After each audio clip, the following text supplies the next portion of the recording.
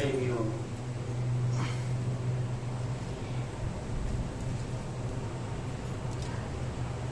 आज के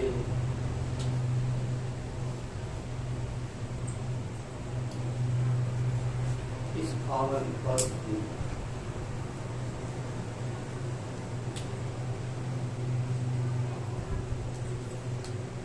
आप सभी को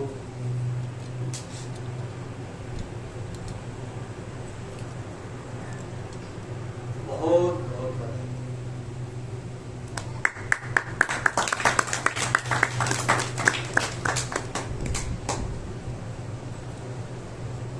आज का दिन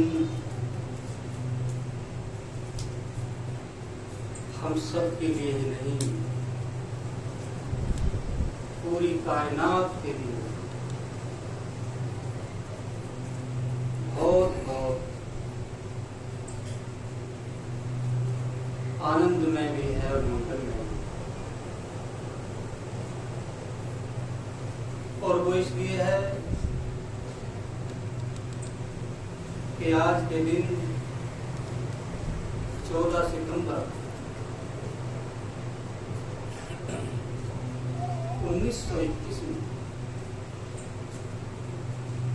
एक ऐसी महान विभूति का इस संसार में आगमन हुआ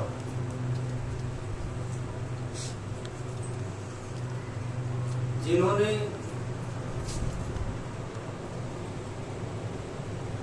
इस पूरी दुनिया में अपने प्रेम और अपने आशीर्वाद और अपने रहम करम की जो बख्शिश की है,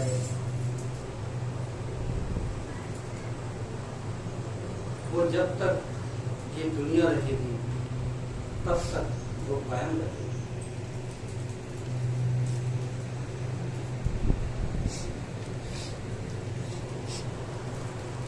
कैसा सुगम संयोग है कि एक महान संत परम संत कृपाल सिंह जी महाराज, जिनका नाम दुनिया के कोने कोने में है, उनके घर में एक ऐसी शख्सियत, एक ऐसी महान ज्योत प्रकट हुई जिसने एक तो नहीं लाखों करोड़ों दिलों में रोशनी कर दी। मेरा भी सौभाग्य रहा कि मुझे उनके चरणों में बैठने का अवसर मिला। ऐसी महान हस्ती जो इस दुनिया में, इस संसार में परम पिता परमात्मा का साकार दर्शन देने के लिए आई थी, उसका श्रम का नाम है संत दर्शन सिंह जी महाराज।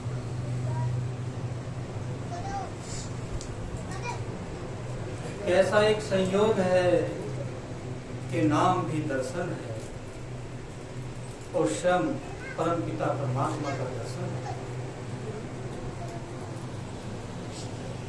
हम सब जानते होंगे कि वो परम पिता परमात्मा, वो अकाल पुरुष, वो दिव्य सत्ता जो सारे सारे के सारे ब्रह्मांड को चलाती है, जो इस सब को बनाती है, इसका पालन करती है, सबको जीवन बख्शती है। वो एक ऐसी सत्ता है जिसे इन बाहरी आंखों से देखा नहीं जा सकता, इन बाहरी कानों से उसे सुना भी नहीं जा सकता, इन हाथों से उसे छुआ भी नहीं जा सकता।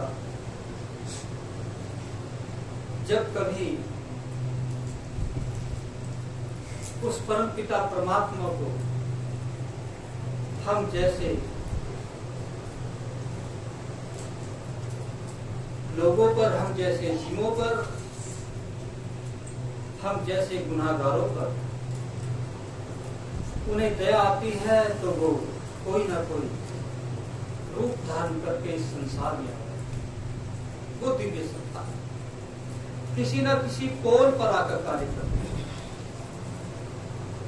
ये नियम आज का नहीं, अनादिकाल से चला आ रहा।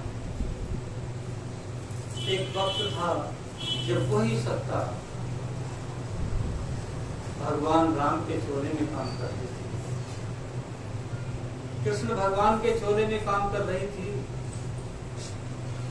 और गुरु नानक साहब के चोले में काम कर रही थी। वही दिव्य सत्ता, वही प्रभु पावर समय समय के अनुसार अनेक महापुरुषों में, अनेक ऋषि मुनियों में, संतों महात्माओं में काम करती रही है और करती रहेगी। वही दिव्य सत्ता स्वामी जी महाराज के चोले में काम करती रही है। वही दिव्य सत्ता नामदेव के चोले में, तुकाराम के चोले में और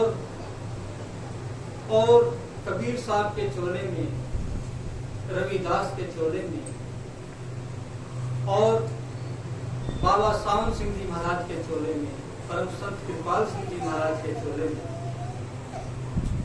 परम पुरुष संत दर्शन सिंह जी महाराज के चोले में और आज के इस युग में संत राजेंद्र सिंह जी महाराज के चोले में काम कर रहे हैं। ये एक सत्ता है, एक ताकत है जो हमेशा किसी न किसी पोल पर बैठकर अपना कार्य, जिस पोल पर बैठकर वो सत्ता कार्य करती है उसे हम किसी भी नाम से पुकार सकते हैं। हम उसे अपना मित्र कह सकते हैं, पिता कह सकते हैं, हम उसे मास्टर कह सकते हैं, गुरु कह सकते हैं, अपना मार्गदर्शक कह सकते हैं। हम उसे किसी भी नाम से पुकार सकते हैं। हम सब जानते हैं कि हम यूं तो बड़ी बड़ी डिग्रियां लेकर इस संसार में विचर रहे हैं, पर जिस डिग्री पर हम पहुंचते हैं, चाहे वो बीए की डिग्री हो, एमए की डिग्री हो या और कोई डिग्री हो, उस डिग्री पर पहुंचने के लिए हमें सबसे पहले एक और एक फिर पढ़ना पड़ता है। हमें सबसे पहले एक चित्र को देखकर ये अंदाजा लगाना पड़ता है कि सेब इस प्रकार का है, अनार इस प्रकार का है। उसकी मूर्त को, उसके चित्र को देखकर हम उसका अंदाजा लगाते हैं। हम ये एहसास करते हैं कि इस फल का आकार इस तरह का है, इस प्रकार का है, और देखते ही देखते हम उन सब फलों को जानने वाले बन जाते हैं और बड़ी बड़ी डिग्री हासिल कर लेते हैं। ठीक इसी तरह से जो परम पिता परमात्मा है, उसका कोई रूप नहीं, वो निराकार है, और जितने भी हम रूप देख रहे हैं सब उसी के रूप। इसलिए जब कभी हम उससे मिलना चाहते हैं, उसके पास जाना चाहते हैं, उसे देखना चाहते हैं, तो हमें एक मूर्त, एक तस्वीर पर अपना ध्यान अंकित करना होता है। और वो मूर्त किसी की भी हो सकती है,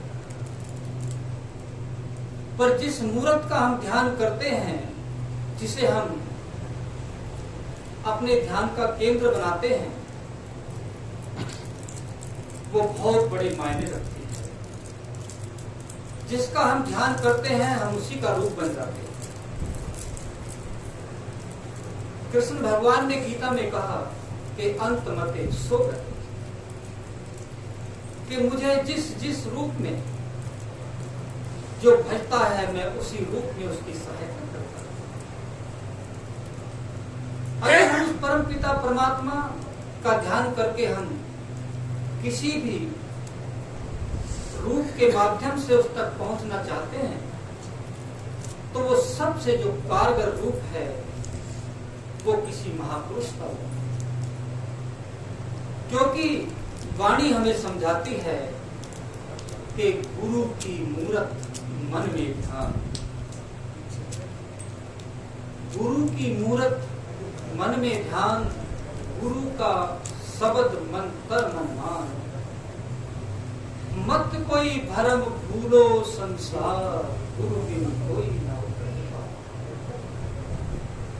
हम जिसका ध्यान करते हैं, जिसका रूप देखते हैं, उसी रूप को हम पैदा हो जाते, उसी रूप को हम ग्रहण हो जाते। अगर हम किसी पहुंचे हुए महापुरुष का रोज बरोज दीदार करते हैं, दर्शन करते हैं, तो हम, क्योंकि वो परमात्मा से मिला हुआ है, वो परमात्मा को पहुंचा हुआ है। जो परमात्मा को पहुंचा हुआ नहीं, जो परमात्मा से मिला हुआ नहीं, जिसकी पहुंच रूहानी मंजिलों पर नहीं, उसका ध्यान करने से हम भवसागर से पार नहीं हो सकते। हम इस दुनिया में किसी का भी रूप देख देख कर हम उस गति को प्राप्त हो सकते हैं। अगर हम किसी पेड़ पौधे की पूजा करते हैं तो उसका ध्यान हमारे अंतर में पक जाता है। किसी पशु पक्षी की पूजा करते हैं तो उसका ध्यान भी हमारे अंदर पक जाता है। और अगर हम किसी कीड़े मकोड़े की पूजा करते हैं तो उसका ध्यान भी हमारे अंदर टिक जाता है। जिसका हम ख्याल करते हैं, जिसका हम ध्यान करते हैं, उसका स्वरूप हमारे अंदर अंकित होना शुरू हो जाता है। और इतना ही नहीं, जब हम रात को सो जाते हैं तो उनके सपन ही हमें अंतर में सूक्ष्म रूप में दिखाई देते हैं। और जिनका हमने ध्यान पकाया है, जिन शकलों को हमने देखा, जिनसे हमारा प्रेम रहा, जिनको हमने पूजा, जिनको हमने ध्याया, जिनकी हमने सेवा की, जिनकी हमने अर्चना की, जब हम मौत की दहलीज पर पहुंचते हैं तो वही सूरत, वही ध्यान, वही ख्याल हमारे सामने आकर खड़ा हो जाता है। अब क्योंकि कृष्ण भगवान तो गीता में स्पष्ट करते हैं कि अंत मते सो गते, अंतिम समय हमारे सामने वही आकर खड़ा होता है जिसका हम पूरे जीवन ध्यान करते हैं। और जिसका ध्यान हम करते हैं, जब वो खड़ा होता है तो हम उसी गति को प्राप्त। अब महापुरुष हमें समझाते हैं कि हमें ऐसे किसी का ध्यान करना चाहिए जो हमें परमात्मा की गोद में ले जाए, जो हमें आवागमन से मुक्त कर दे। आवागमन से मुक्त कौन कर सकता है? जो स्वयं आवागमन से मुक्त हो, जो स्वयं उस परम पिता परमात्मा से मिला हुआ हो, जो खुद परमात्मा का रूप हो, जो प्रभु का रूप हो। ऐसी हस्ती का जब हम दीदार करते हैं, जब हम दर्शन करते हैं, तो उसका ध्यान भी हमारे अंदर पक जाता है। और वही ध्यान, वही ख्याल हमें रूहानी मंजिलों पर ले जाकर, परमार्थी पद पर ले जाकर, हमें परम पिता परमात्मा से मिलाकर हमें प्रभु का रूप बना देता है। इसलिए तो कहा कि गुरु बिन भवजल करे ना कोई, चाहे ब्रह्म संकर संग हो। कि गुरु के बगैर इस संसार में कोई पार नहीं हो सकता। हम चाहे लाखों करोड़ों किताबों को खरीद कर रख लें, जब तक हम किसी मास्टर की संगति नहीं करते, जब तक हम किसी टीचर की शरण में जाकर नहीं बैठते, तब तक जो इल्म, जो ज्ञान, जो किताबों में कैद है, वो हमें मिलता है। अगर किताबों से ही सब कुछ ज्ञान मिल गया होता तो किताबें तो सब लाइब्रेरी में भरी पड़ी हैं, वो स्टॉलों पर भरी पड़ी हैं, उन सबको लाकर हम पढ़ सकते हैं। फिर इतने बड़े बड़े विद्यालयों की क्या आवश्यकता है? इतने बड़े बड़े टीचरों की, मार्गदर्शकों की क्या आवश्यकता है? लेकिन नहीं, हमें किसी न किसी ऐसे मार्गदर्शक, ऐसे किसी न किसी विद्यावान के पास जाकर उनकी शरण में बैठकर उस विद्या को ग्रहण करना पड़ता है। क्योंकि जो विद्या है वो किताबों में है, पर वो सोई पड़ी है। उस विद्या को जगाने वाला कोई चाहिए। जब उसे कोई जगाता है तो हम उससे मिलते हैं और हम अपनी निज घर की तरफ चलते हैं। ऐसे महापुरुष जब जब भी संसार के अंदर आते हैं तो वो हमें अपने ही घर में घर दिखाते हैं। तो वाणी कहती है कि घर में घर दिखाई दे ऐसा पुरुष सुजान, जो हमारे शरीर के अंदर ही हमें घर दिखा दे, ऐसा पुरुष सुजान। 5 शब्द धुनकार धुन बाजे शब्द निशान। ये जो शब्द है वो शब्द जिसने सारे की सारी दुनिया को बनाया है, वो शब्द जिसके बारे में ईसा मसीह कहते हैं कि आदि में शब्द था, शब्द परमात्मा के पास था, शब्द ही परमात्मा था। वो शब्द जिसके बारे में गुरु साहब कहते हैं कि आज सच, जुगात सच, है भी सच, नानक होसी भी सच। वो शब्द, उस शब्द को हम कुछ भी कह सकते हैं। उसे हम शब्द कहें, कीर्तन कहें, उद्गीत कहें, राम नाम कहें, दिव्य धुन कहें, उसे हम किसी भी नाम से पुकारें। उसे हम उद्गीत कहें, उसे हम बागे आसमानी कहें, हम उसे धुन की वाणी कहें, हम उसे किसी भी नाम से जाने। वो नाम है, वो नाम जो शब्दात्मक नाम है, जो धुन आत्मक नाम है, वो नाम जिसके बारे में गोसाई तुलसीदास जी रामचरितमानस के अंदर लिखते हैं कि कहाँ लग कहूं मैं नाम बढ़ाई, कहाँ लग कहूं मैं नाम बढ़ाई, राम न सकहि नाम गुण। वो नाम जिसको लिखने से, जिसके लेने से समुद्र में पत्थर निकल गए, पर जब राम ने स्वयं पत्थर को छोड़ा तो पत्थर डूब गया। तो लोगों ने कहा कि प्रभु जिसे आप छोड़ देंगे वो कैसे तर जाएगा। ऐसी हस्तियां जिसे पकड़ लेती हैं वो तर जाता है, जिसे छोड़ देती हैं वो डूब जाता है। ऐसी महान हस्तियां इस संसार के अंदर आती रहती हैं। ये दुनिया कभी ऐसे महापुरुषों से खाली नहीं रहती। महापुरुष हमेशा इस संसार के अंदर रहते हैं और जीवों का कल्याण करते रहते हैं। ऐसे ही महान हस्ती का उदय आज के दिन 14 सितंबर को पिता कृपाल के घर में हुआ और उन्होंने न जाने कितने जीवों का उद्धार ही नहीं किया, बल्कि अपनी वाणियों में ऐसी ऐसी पंक्तियों को लिखकर छोड़ा है कि जब तक ये दुनिया रहेगी तब तक उनकी पंक्तियों को, उनके शब्दों को दोहराया जाता रहेगा और लोग उससे लाभ उठाते रहेंगे। उन्होंने साफ स्पष्ट किया कि है ये लाजिम कि मनुष्य के लिए एक विद्या है जो बहुत जरूरी है। लाजिम कहते हैं जरूरी, जरूरत जो जरूरी है ये लाजिम कि आदमी को दुख न देना चाहिए। है ये लाजिम आदमी को दुख न देना चाहिए और दुख जो कोई दे तो फिर बदला न लेना चाहिए। दुख जो दे कोई तो फिर बदला न लेना चाहिए। और फिर आगे कहते हैं कि आदमी, हर इंसान के लिए कहते हैं कि आदमी हर आदमी के प्यार में दीवाना हो। आदमी हर आदमी के प्यार में दीवाना हो। एक ही सागर हो सबका और एक ही मैखाना हो। एक ही सागर हो सबका। सागर, वो सागर जिससे अमृत पिया जाता है, वो सागर जिससे रूहानी दौलत पी जाती है। एक ही सागर हो सबका, एक ही मैखाना हो। और ये दुआ दर्शन की है। संत दर्शन सिंह जी महाराज स्वयं अपनी वाणी में फरमा रहे हैं कि ये दुआ दर्शन की है, ये दुआ, ये आशीर्वाद, ये दुआ दर्शन की है कि सारा जहां सरसार हो। ये दुआ दर्शन की है, सारा जहां सरसार हो।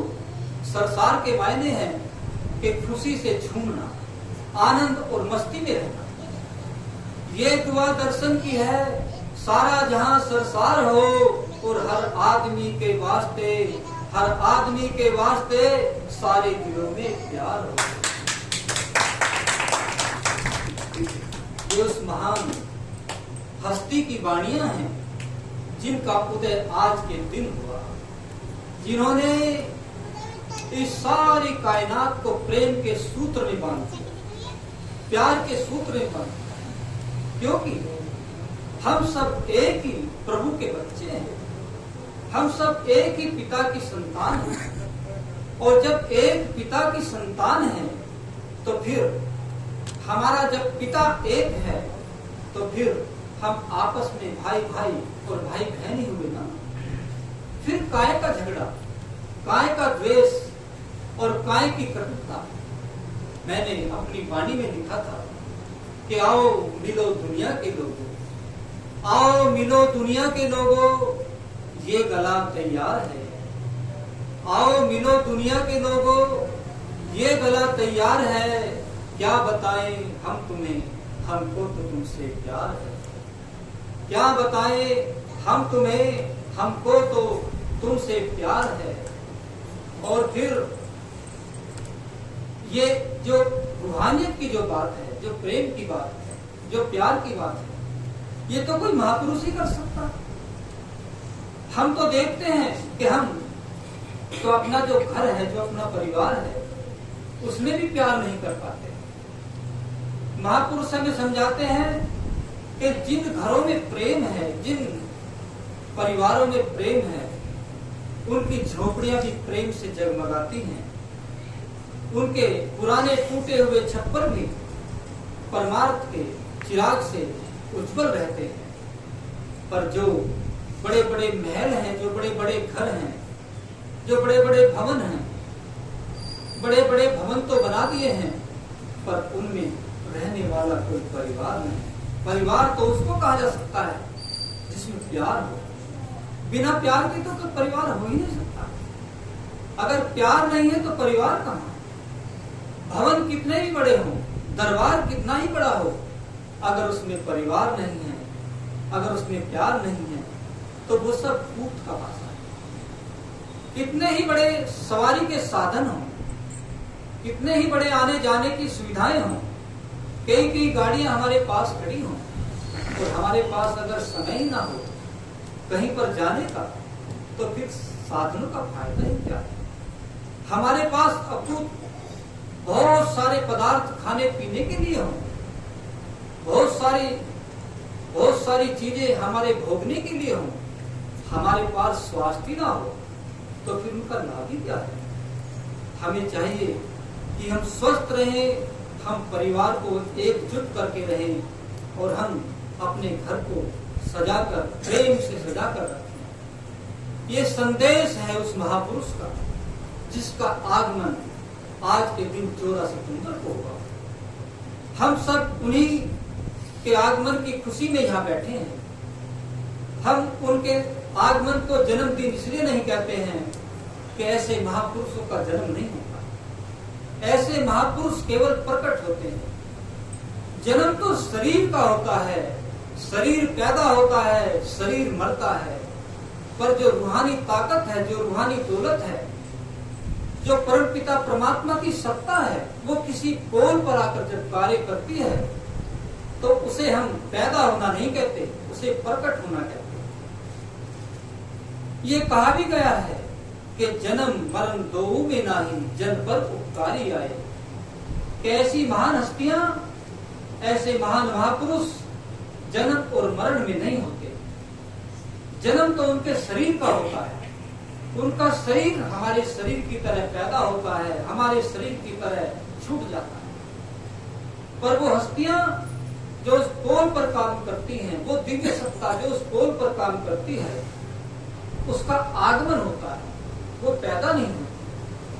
जन्म मरण दो में नाही, जन परोपकारी आए, और जिया दान दे भक्ति लायन हर्ष हो जाए।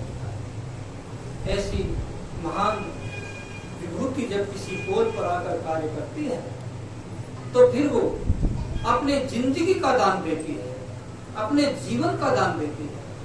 और जीवन का दान कौन दे सकता है? जिंदगी का दान कौन दे सकता है? जिंदगी का दान तो वही दे सकता है कि जिसके पास जिंदगी हो। और जिंदगी इसको नहीं कहा जाता कि सांस आना और जाने को हम जिंदगी कहें। परम पुरुष संत दर्शन सिंह जी महाराज ने एक जगह लिखा है कि आदमो सुध को न बस की जिंदगी क्यों करते हैं, कि सांस को आने और जाने की जो प्रक्रिया है इसे जिंदगी कैसे कह सकते हैं? इसे तो सभी लेते हैं, सारी कायनात लेती है, कीड़े मकोड़े सब लेते हैं, यहाँ तक कि पृथ्वी भी सांस लेती है, हर जर्रा जर्रा सांस लेता है। तो फिर कहते हैं आदम और सुध को नफस की जिंदगी क्यों कर कहें, जिंदगानी तो सरूरे जिंदगी का नाम है। जिंदगी तो सरूरे जिंदगी का नाम है। जिंदगी वास्तव में वो है कि जब हम इस जिस्म जिस्मान्य से ऊपर आकर, 9 दरवाजों से ऊपर आकर शिव नेत्र पर आ जाते हैं। जब हम शिव नेत्र पर आते हैं तो वहां से हमारी जिंदगी का आरंभ होता है, वहां से हमारा जीवन शुरू होता है। और जब हम उस जीवन को शुरू करते हैं, जब उन मंजिलों पर जाते हैं जो हमारे अंतर में परम पिता परमात्मा ने रखी हैं, उसे हम जीवन कह सकते हैं, उसे हम जिंदगी कह सकते हैं। और ये जिंदगी जैसा कि कहा है कि जिया दान दे भक्ति लाए, हर्ष और लय मिलाए। इस जिंदगी का दान कौन देता है? इस जिंदगी का दान कोई जीता जागता सत्पुरुष दे सकता है। इस जिंदगी का दान कोई गद्दी का महात्मा नहीं दे सकता। गद्दी के महात्मा बहुत मिल जाएंगे, बहुत से लोगों को इकट्ठा करके भी मिल जाएंगे, लेकिन गद्दी से किसी को जिंदगी नहीं मिलती। क्योंकि गद्दी तो एक जरिया है लोगों को इकट्ठा करने का, लेकिन जिंदगी जो देने का काम है वो तो किसी महान हस्ती का काम है। वो तो उसका काम है जो अंतर में जाग उठा है, जो दिव्य सूत्र पर पहुंच चुका है, जो शिव नेत्र को लांघ चुका है। जिंदगी तो हमें वही दे सकता है कि जिसके पास जिंदगी है, और जिंदगी उसी के पास है जिसने जिस्म जिस्मानियत के लेवल को पार करके जो रूहानी मंजिलों पर पहुंच गया, जो अपने अंतर में उस प्रकाश को देखता है, उस ज्योति को देखता है, जिसके बारे में कहा जाता है कि अनहद ज्योत जगे दिन रात्रि। अनहद के मायने जो कभी नहीं बुझती, जिसकी कोई हद नहीं, जिसकी कोई सीमा नहीं, जो हमेशा जुड़ती है। अनहद ज्योत जगे दिन रात्रि, ना चाहिए दिया ना घर और ना बाती। वो ज्योत जो हम सबके भीतर परमात्मा ने रखी है, उसे ना किसी दीपक की आवश्यकता है, न उसे घी की जरूरत है, न उसे किसी बत्ती की जरूरत है। वो तो बिना बत्ती और बिना तेल के जल रही है। कबीर साहब ने कहा कि दीवा बने अगम का बिन बाती बिनते, कि वो दीपक बिना बत्ती और बिना तेल के अंतर में जग रहा है, वो सबके अंतर में जग रहा है। पर हमारी जो अटेंशन है, जो हमारी सुर्त है, जो हमारी तवज्जो है, जो हमारा ख्याल है, जो हमारी लगन है, वो तो इस दुनिया से लगी पड़ी है, वो तो बाहर की दुनिया से लगी पड़ी है। हमें एक पल के लिए भी कभी ये ख्याल नहीं आता कि हम अपनी सुर्त को समेट कर हम दिव्य चक्षु पर ले आए, हम अपने ख्याल को समेट कर आंखों के पीछे ले आए। क्योंकि हमें आदत ऐसी बनी हुई है कि हर समय हमारा मन कोई ना कोई किसी ना किसी चीज को लेकर, किसी बात, किसी विषय को लेकर नुक्ताचीनी अपने अपने अंतर में मन ही मन में करता रहता है। अगर हम एक जगह आंख बंद करके भी बैठ जाएं, तो भी मन कोई ना कोई विचार भेजता रहता है। क्योंकि मन का काम है विचारों को भेजना, और गुरु का काम है हमारे ख्याल को समेट कर इकट्ठा करके एक जगह केंद्रित करना। मन हमेशा जोर लगाता है, हमारे ख्याल को बाहर की तरफ खींचता है। गुरु क्या करता है?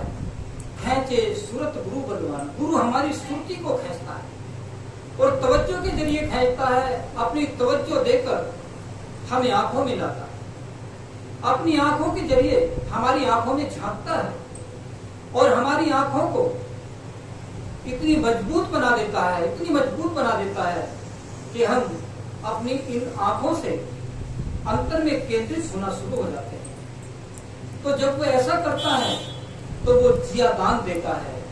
जिया दान जिंदगी का दान देता है और जिंदगी का दान देकर हमें भक्ति के मार्ग पर डालता है, परमार्थ के मार्ग पर डालता है, अपने निज घर की तरफ। अब यूं तो इस संसार के अंदर बहुत सी मुक्तियां हैं। हम कहते हैं कि हमने अपने बच्चों की शादी कर दी, हम इससे मुक्त हो गए, इसे मुक्ति कह सकते हैं। हमने इस मकान का निर्माण शुरू किया था, हमने मकान को बनाकर पूरा कर दिया, हम इससे मुक्त हो गए, इसे मुक्ति कह सकते हैं। मुक्त होना अलग बात है, मुक्ति कहना अलग बात है। ये जो बाहर की मुक्तियां हैं, 4 प्रकार की मुक्ति तो हमें ब्रह्मा भी देता है। ब्रह्मा के पास 4 प्रकार की मुक्ति है। एक मुक्ति का नाम है सालोक, सालोक मुक्ति। एक मुक्ति है सारूप मुक्ति। एक मुक्ति है सायुज्य मुक्ति। एक मुक्ति है सानुज्य मुक्ति। ये 4 मुक्ति हमें ब्रह्मा भी देता। ब्रह्मा के हाथ में 4 मुक्ति। पर जिस मुक्ति की बात महापुरुष करते हैं कि राज न मांगू मुकत न मांगू दे दर्शन मोहे प्यारे, कहे मालिक मुझे राज भाग नहीं चाहिए, मुझे मुक्ति भी नहीं चाहिए, मुझे मुक्ति भी नहीं चाहिए, ऐसी मुक्ति नहीं चाहिए जो इस संसार की मुक्ति है, उसे मुझे नहीं चाहिए। इसलिए कहते हैं कि राज न मांगू मुकत न मांगू दे दर्शन मोहे प्यारे, कि हे मेरे प्रीतम, हे सतगुरु, मुझे तेरा दर्शन हो जाए, तेरा दीदार हो जाए, और मुझे क्या चाहिए। जब किसी महापुरुष का दर्शन होता है तो वो परमपिता परमात्मा का दर्शन होता है। जब हम किसी महापुरुष से बात करते हैं तो हम परमपिता परमात्मा से बात करते हैं। जब किसी महापुरुष का हाथ हमारे सर पर आता है तो वो परमपिता परमात्मा का हाथ हमारे सर पर आता है। ऐसी महान हस्ती जिसके अंदर वो परमात्मा स्वयं काम करता है, वो कौन हमारे लिए पूजनीय भी है, हमारे लिए आदरणीय भी है, और हमारे लिए श्रद्धा के योग्य भी है, और हमारी भक्ति के योग्य भी है। क्योंकि सबसे पहले जो भक्ति है, हमें सद्गुरु की भक्ति करनी है।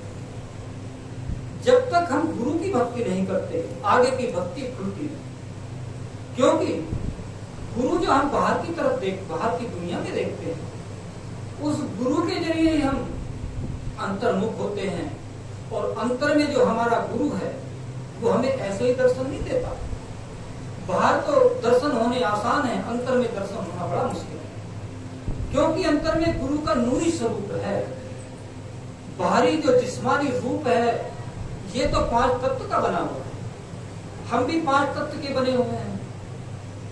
इन 5 तत्वों के द्वारा हम 5 तत्वों का दीदार आसानी से कर सकते हैं।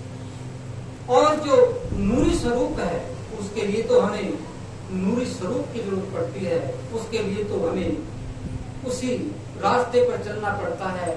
हमें अपने आप को इसी तरह बनाना पड़ता है, जैसे कि कहा जाता है कि अखी बाजू देखना, कि अखी आंख को बाजू कहते हैं बिना, अखी बाजू देखना और बिन कन्ना सुनना, पैरा बाजू चलना और बिन हत्ता करना, और फिर जिभ्या बाजू बोलना, यह जीवत मरना, और नानक हुक्म पहचान के तब खस में मिलना। उस मंजिल पर जाने के लिए हमें इन आंखों को बंद करना पड़ता है। आंखों को बंद कर लो, कानों को बंद कर लो, अपने हाथों को भी एक जगह स्थान पर टिका दो, इनको भी शांत कर दो, पैरों को भी शांत कर दो। अब ये शांत करने की जो बात है, जब ये शांत होते हैं तो फिर हमारी सुर्त जागती है। जब हमारी सुर्त जागती है, ये शांत हो जाते हैं, तो फिर हमारी सुर्त उस मंजिल पर चलती है। उस मंजिल के पर जाने के लिए सुर्त के पास ये पैर नहीं है, ये हाथ नहीं है, ये कान भी नहीं है, ये आंख भी नहीं है, ये सब कुछ नहीं है। वहां पर जाने के लिए एक सूक्ष्म शरीर हमें दिया जाता है। वो सूक्ष्म शरीर जो हमें, जिससे हम ख्वाब देखते हैं, स्वप्न देखते हैं, वो सूक्ष्म शरीर हमें अंतर में जब मिलता है जब हम इस देह को त्यागते हैं, देह से ऊपर उठते हैं। जब हम जिस्म से ऊपर आते हैं, इस स्थूल देह से ऊपर आते हैं, तो हमें सूक्ष्म शरीर दे दिया जाता है।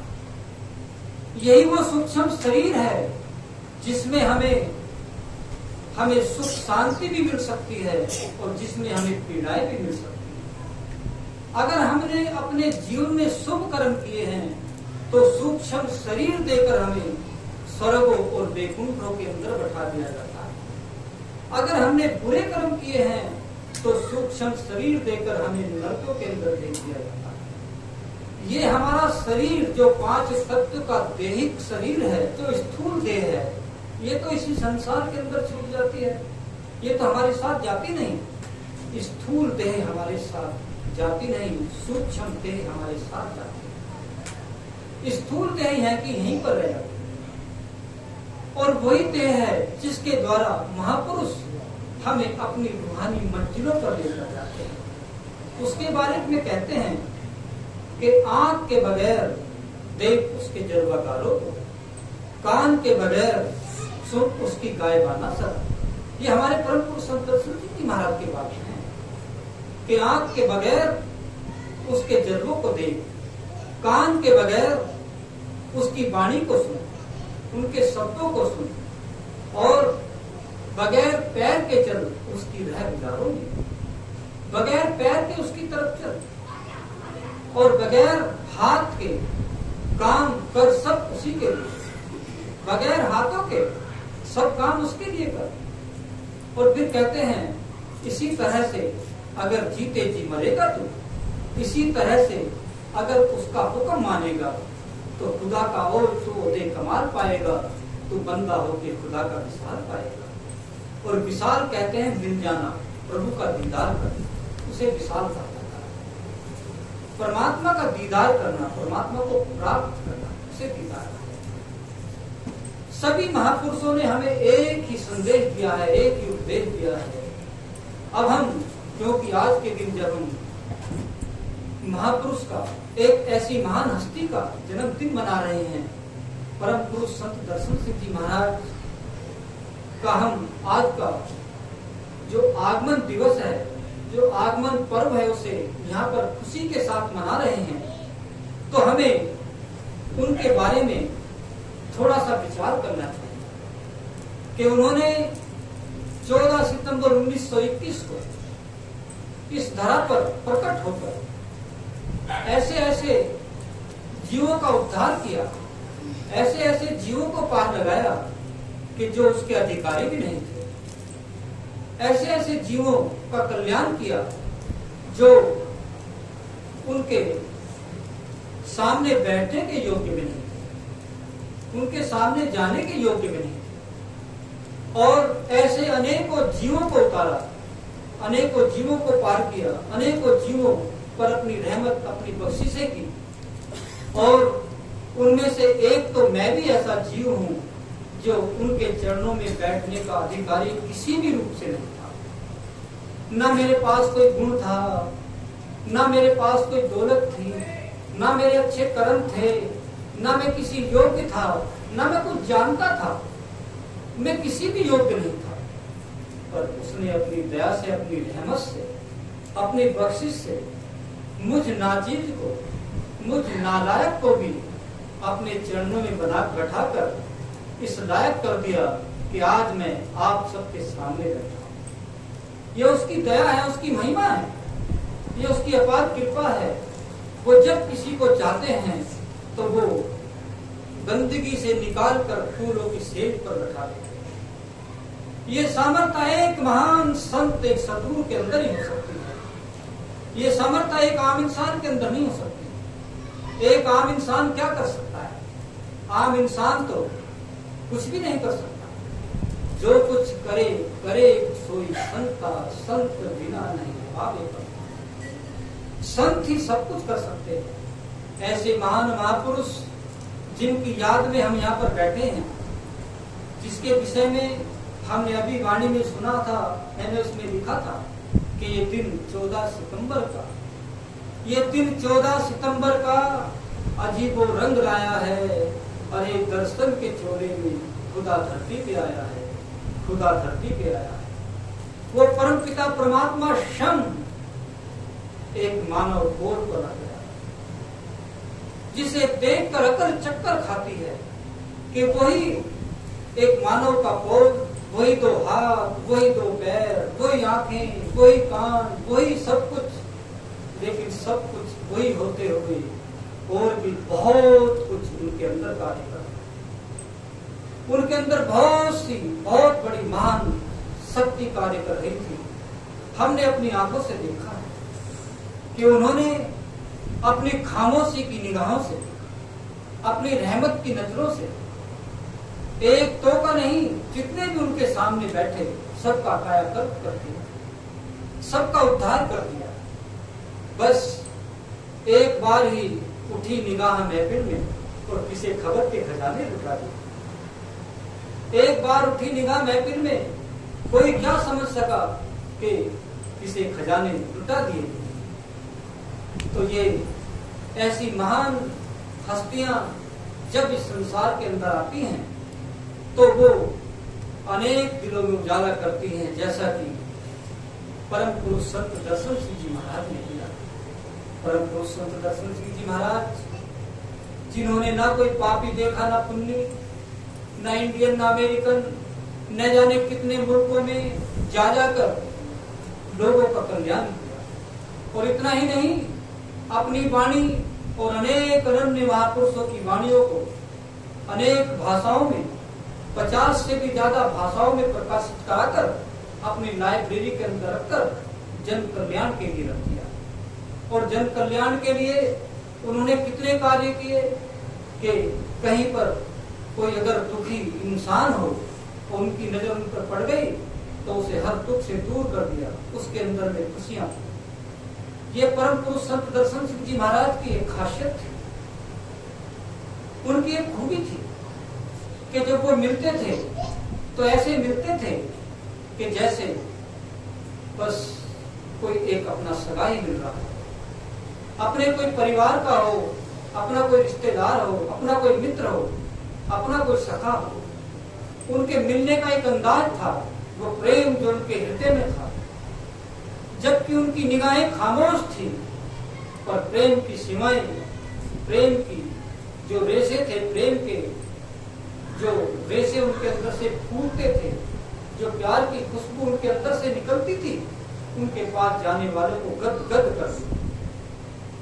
बहुत से मेरे ऐसे प्रेमी भाई हैं जिन्होंने उन्हें महसूस किया, उनका अनुभव किया, उनको देखा है। ऐसी महान हस्ती का दीदार जिसे हो जाए उसे परमपिता परमात्मा का दीदार हो जाता है। ऐसी महान हस्ती अगर किसी को अपने चरणों में बैठा ले तो परमपिता परमात्मा ही अपने चरणों में बैठा देता। ऐसी महान हस्ती किसी को नाम बकस कर, नाम का दान देकर अगर उसके अंतर में बैठ जाए तो फिर वो उस वक्त तक नहीं छोड़ती जब तक उसे धूमधाम अपने परमपिता परमात्मा के देश में न पहुंचाते, अपने निज घर न पहुंचाते। उन्होंने अपनी वाणियों में क्या खूब संकेत दिए हैं कि आज दरबार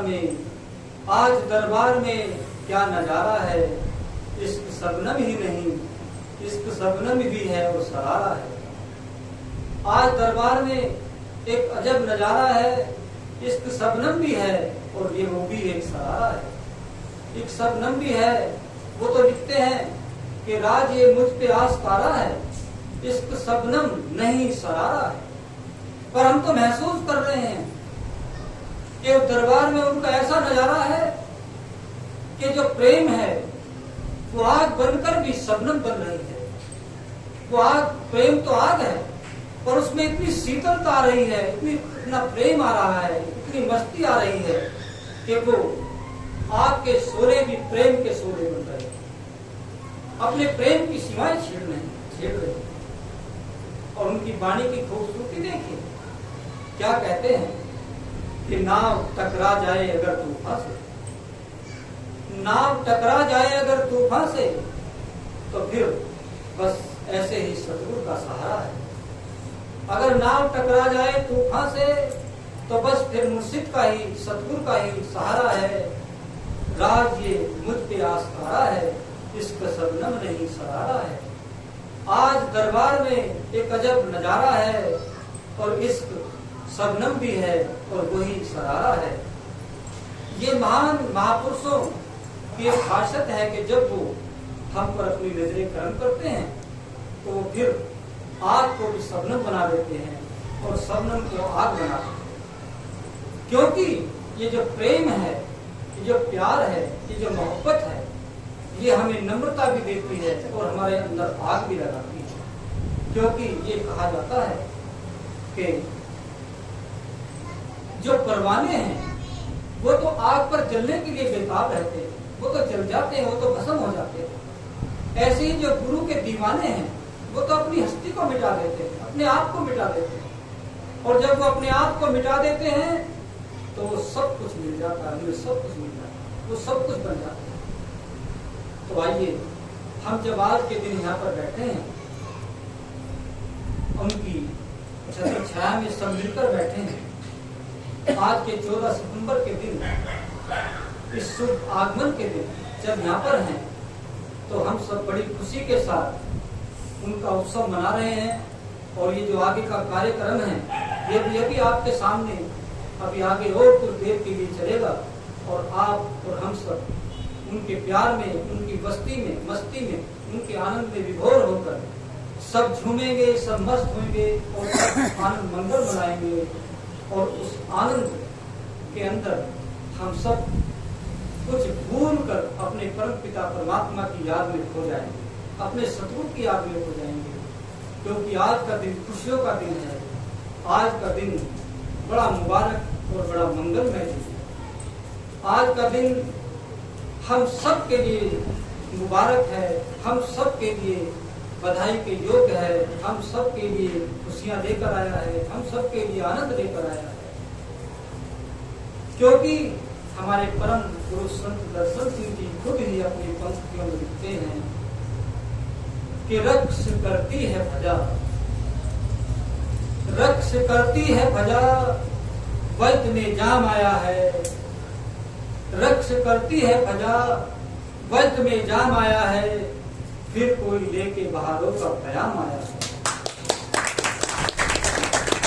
फिर कोई लेके बहारों का प्याम आया है। और फिर आज और हमें क्या कहते हैं, क्या संकेत करते हैं, कहते हैं कि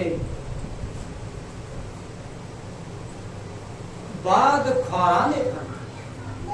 देखिए कितनी खूबसूरती हमसे हमें समझाते हैं कि जो संसार रूपी नशा करने वाले हैं, जो संसार के पदार्थों में लंपट है, उनके लिए कहते हैं कि बाद ख्वाराने फना, बढ़ के कदम लो उनके। बाद ख्वाराने फना, बढ़ के कदम लो उनके, लेके सागर में जो सहबाए दवाम आया है। रक्स करती है भजा, वैद्य में जाम आया है। और फिर आसियों के जो पाप में लंपट हैं, जो बुरे कर्मों में भी लंपट हैं, उनके लिए भी संकेत करते हैं। उनको आशियों कहा जाता है।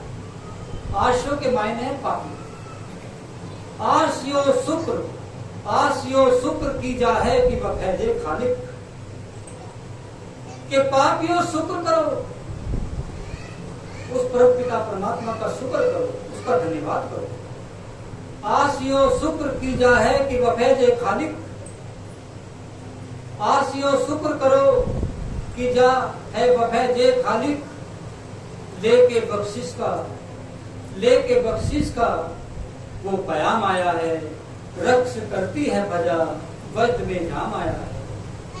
फिर कोई लेके बहारों का प्याम आया है। और फिर हमें इतना ही नहीं, और भी आगे बहुत कुछ इशारे देते हैं अपने आगमन के, अपनी रहनुमाई के, कि अहले मगरिब को पिलाकर मैं इल्फा दर्शन, अहले मगरिब को पिलाकर मैं इल्फा दर्शन, फिर से मशरिक की तरफ अरसे मकाम आया है।